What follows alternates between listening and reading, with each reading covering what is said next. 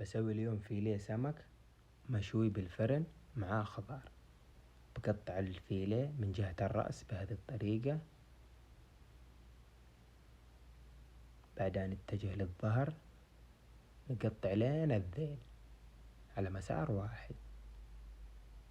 آخر شي أفصل الذيل عن العظم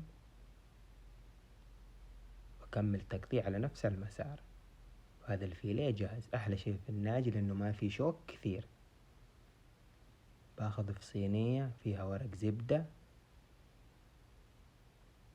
وللتتبيلة أحتاج ليمون عصير، بصل، فلفل بارد، فلفل حار، ثوم وكزبرة، خردل، معجون طماطم، كمون وكركم، ملح وطماطم.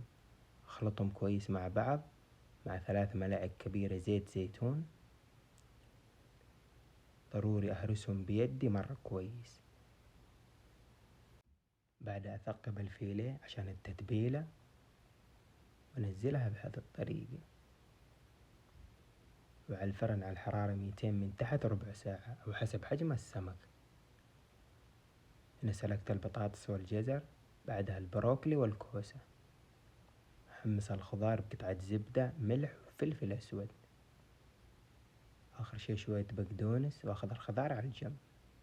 هنا عندي صحن التقديم مع الخضار، وهذا السمك جاهز. يا سلام!